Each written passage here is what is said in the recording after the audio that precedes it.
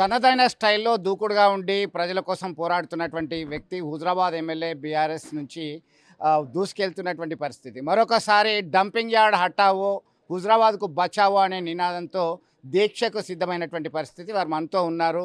ప్రస్తుతం గ్రామ గ్రామాన మోటివేట్ చేస్తూ దానివల్ల వచ్చే అనర్థాలు ఏంటి వివరిస్తున్నటువంటి పరిస్థితి. ఏం చేయబోతున్నారు, అసలు పర్మిషన్ ఉందా ఏంటి, మనం మరింత సమాచారం తెలుసుకుందాం. సో నమస్తే. ఎట్లా చూడొచ్చు మీకు సంబంధించి హుజరాబాద్లో డంపింగ్ యార్డ్ హటావో అంటూ నినదిస్తున్నారు, దీక్షకు సిద్ధమైనటువంటి పరిస్థితి. ఏం చేయబోతున్నారు? ఇప్పుడు ఒక్కటే మొన్న మాకు ఈ డంపింగ్ యార్డ్ అనేది మా హుజరాబాద్ ప్రాంతంలో పెట్టొద్దు.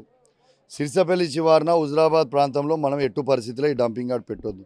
ఇలా ఉమ్మడి కరీంనగర్ జిల్లా చెత్త, ఉమ్మడి వరంగల్ జిల్లా చెత్త తీసుకొచ్చి మా హుజరాబాద్లో పెడతామంటే మేము ఊరుకోము. దానివల్ల అనేక సమస్యలు వస్తాయి. మా హుజరాబాద్ అంటేనే పంట పండించుట్లో నంబర్ 1. ఇలా వాతావరణం ఖరాబ్ అయిపోయి రేపు పంటలు కూడా పండవు. రేపు తాగడానికి మంచినీళ్ళు ఉండవు. పెరడ్లకి నీళ్లు పెడదామంటే ఆ నీళ్ళని అయినట్టు అవుతుంది. రేపు మంచినీళ్ళు కూడా అయినట్టు అవుతుంది. కాబట్టి ఎట్టు పరిస్థితిలా ఇక్కడ మేము డంపింగ్ యార్డ్ని పెట్టనివ్వము. కౌశిక్ రెడ్డి లేవాలి, లేకుంటే డంపింగ్ యార్డ్ అనే లేవాలి.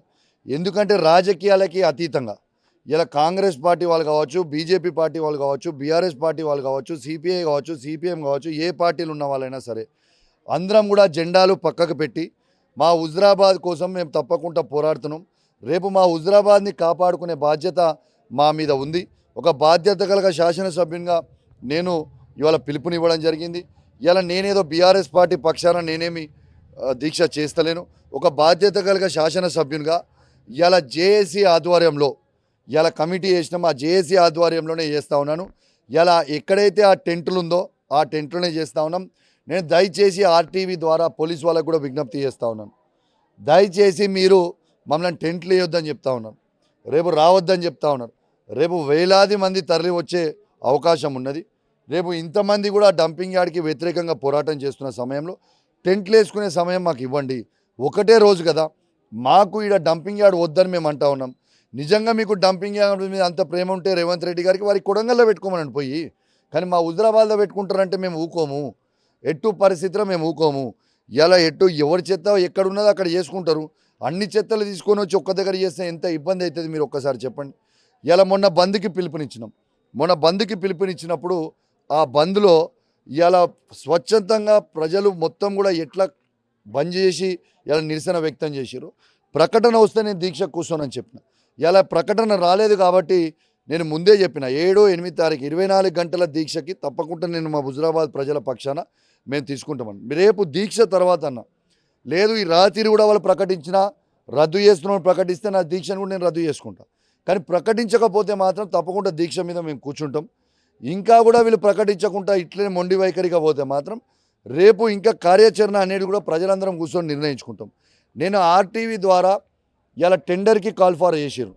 నేను ప్రతి కాంట్రాక్టర్ కూడా చెప్తా ఉన్నాను ఆర్టీవీ ద్వారా, ఎట్టు పరిస్థితుల్లో ఈ టెండర్లో ఏ కాంట్రాక్టర్ కూడా పాల్గొవద్దు. ఎంత పెద్ద కాంట్రాక్టర్ అయినా మంచిదే. రేపు హుజరాబాద్ ప్రజలము మేము కట్టనివ్వము. రేపు ప్రజలు అనే వాళ్ళందరం కూడా తిరగబడతాము. దీనివల్ల కాంట్రాక్టర్లకు ఇబ్బంది అవుతుంది.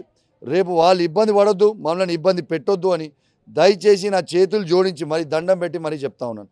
నేను అసెంబ్లీ సాక్షిగా కూడా చెప్పిన, దండం పెట్టి ముఖ్యమంత్రి గారికి చెప్పిన, మా హుజరాబాద్ ప్రజల సమస్య ఇది.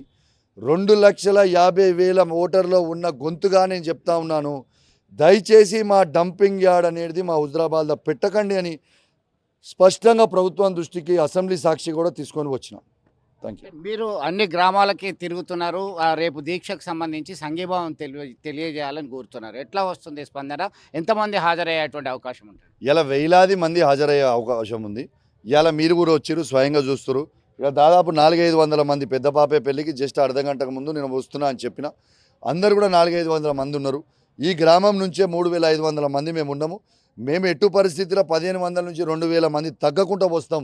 ఒక చాతగానోళము తప్పితే ప్రతి ఒక్కరం కూడా మేము ఇల్లు తాళం వేసుకొని అయినా మేము తప్పకుండా వస్తాం అనేది ప్రజలు చెప్తుంది. మీరు కూడా విన్నారు. ఇలా ప్రజలు నన్ను కూర్చోమంటే వాళ్ళ పక్షాన నేను దీక్ష కూర్చుంటున్నా తప్పితే ఏదో ఇంట్లో రాజకీయం చేయడానికో ఇంకోటి చేయడానికి కానే కాదు. అంటే పోలీస్ పర్మిషన్ వచ్చేసిందా? ఇప్పటికే మీరు చెప్తున్నారు టెంట్ వేయొద్దని చెప్తున్నారు. పోలీసులు ఇప్పటికే పలు ప్రాంతాలకు సంబంధించి వారి ప్రయత్నాలు వారు చేస్తున్నారు. ఎట్లా ఉండబోతున్నారు? నేను మీకు ఏం చెప్తున్నాను, నేను పోలీసు వాళ్ళకి విజ్ఞప్తి చేస్తున్నాను. నేను కొత్తగా ఏమీ ఇస్తలేను. టెంట్ అనేది జేఏసీ వాళ్ళ ఆధ్వర్యంలో ఇలా 15 రోజుల నుంచి జరుగుతుంది. వాళ్ళ టెంట్లోనే నేను కూర్చుంటా అంటున్నా. దయచేసి నన్ను కూర్చొనివ్వండి. పోలీస్ వాళ్ళకు కూడా నేను విజ్ఞప్తి చేస్తా ఉన్నాను. మీరు మా ప్రాంత వాళ్ళు కాదు కాబట్టి పక్కన మళ్ళీ ఉంటారు కాబట్టి మీకు ప్రేమ లేకపోవచ్చు, కానీ మాకైతే మా ప్రాంతం మీద మాకు ప్రేమ ఉంటుంది కదా. రేపు మీరు లేకపోవచ్చు పోలీస్ వాళ్ళు, కానీ ఇంకోరైనా వచ్చి ఇక్కడ డ్యూటీ చేయాలి కదా.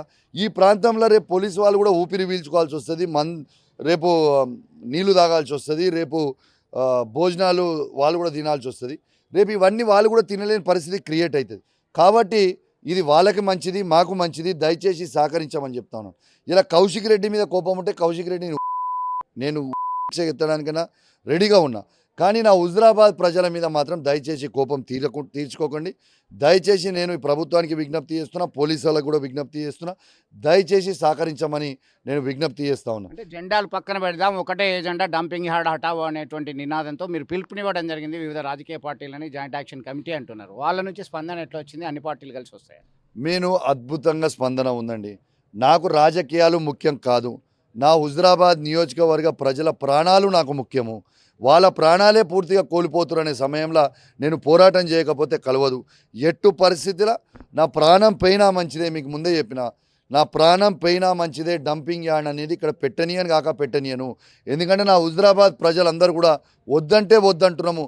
మా హుజురాబాద్ ప్రజల దగ్గర ఎందుకు ఊరు మధ్యలో ఎక్కడైనా తీసుకొచ్చి మొత్తం చెత్తేస్తారా భయ్ సాబ్? ఇది ఎంతవరకు న్యాయం భయ్యా? ఇది అరే రాజకీయాలు వద్దు, ఇదంతా కాదు భయ్. ఇక్కడ ఎందుకు చెత్త వేస్తారు? ఎవరు ఏమన్నాడు? ఇప్పుడు మీకు చెత్త ఒక ప్లాంట్ పెడదామని మీరు డిసైడ్ అయ్యారు. ప్రజల అభిప్రాయం తీసుకున్నారా? మా ప్రజల అభిప్రాయం కూర్చోబెట్టి కనీసం తీసుకురా? ఎవరు ఏమన్నాడు? అరే ఎవడు పెట్టమని చెప్పిండు? ఎవరు చెప్పారు వాళ్ళకి చేయమని చెప్పి? మా ప్రజలు ఎవరైనా ఒక్కరి దగ్గరైనా కన్సర్ట్ తీసుకున్నారా? ఏ కన్సర్ట్ ఎవరు ఇవ్వనప్పుడు మేము ఎందుకు ఇవ్వాలి? ఎట్టు పరిస్థితి మీ ఇష్టమేనా? మీ నిర్ణయమే. మేము ప్రజలం కాదా? ఇక్కడ ఉన్న వాళ్ళందరం ఓట్లు వేయలేదా? అది కాదు కదా. దయచేసి ప్రతి ఒక్కరు ఇవి డంపింగ్ యార్డ్లు అనేది ఏడబెట్టాలి. అడవి ప్రాంతాలలో ఏడుంటాడ వేలాది ఎకరాలు మనుషులు లేని దగ్గర అది ఏడైతే ఆడ అడవి ప్రాంతాలలో పెట్టుకోరి, మాకేం అభ్యంతరం లేదు. ఆ అడవి ప్రాంతాలలో పెట్టుకుంటే ఎవరికి అభ్యంతరం ఉండదు. తీసుకొచ్చి ఊరు మధ్యలో పెడితే ఇది ప్రజలు ఎట్లా బతకాలా? రేపు ఎట్లుండాలా? రేపు నీళ్ళు ఎట్లా తాగాలి? రేపు కరోనా వైరస్ కంటే కూడా ఇది డేంజరస్ వైరస్. హుజురాబాద్ గడ్డ పోరాటాల అడ్డ. ఇలా ఈ హుజురాబాద్ అనేది ఇలా తెలంగాణ రావడానికి కీలక పాత్ర పోషించిన గడ్డ ఇది హుజురాబాదు. ఎవ్వరు ఈ 119 నియోజకవర్గాల కంటే కూడా అన్నిటికంటే ఎక్కువ తెలంగాణ రావడానికి కీలకంగా పోషించిన గడ్డ హుజురాబాద్ గడ్డ. మళ్ళీ అదే గడ్డ మీద మీరు ప్రయత్నిస్తూ ఉన్నారు. తస్మాత్ జాగ్రత్త అని నేను ప్రభుత్వాన్ని కూడా హెచ్చరిస్తూ ఉన్నాను. రేపు ఈ ప్రజలందరూ కూడా తిరగబడితే రేపు ఎవరు కూడా తిరిగే పరిస్థితి ఉండదని కూడా అందరు కూడా హెచ్చరిస్తూ ఉన్నాను.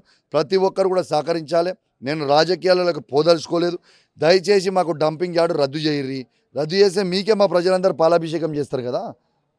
మీరే ముందల నాయకత్వం వహించుర్రి, మీరే చేయరి. డంపింగ్ యార్డ్ చేస్తే మీకు ప్రజలందరూ కలిసి మీకే పాలాభిషేకం చేస్తాం, కానీ మాకు ఎట్టు పరిస్థితుల్లో డంపింగ్ యార్డ్ మాత్రం వద్దు అని ఈ సందర్భంగా తెలియజేస్తున్నాను. Thank you very much. Do or die అనే నినాదంతో ముందుకెళ్తున్నటువంటి పరిస్థితి. జెండాలన్నీ పక్కన పెట్టి ఒకటే ఎజెండాతో ముందుకు రావాలి. పోలీసులకి ప్రభుత్వానికి ఇప్పటికీ విజ్ఞప్తి చేస్తున్నా, డంపింగ్ యార్డ్ని రద్దు చేస్తూ ప్రకటన చేస్తే తన దీక్ష విరమించడానికి సైతం సిద్ధంగా ఉన్నా అని చెప్తున్నటువంటి పరిస్థితి. వీడియో జర్నలిస్ట్ సుమంత్తో కలిసి చంద్రశేఖర్, RTV, పెద్దపాపాయపల్లి నుంచి. అసలైన తొలి వెలుగు.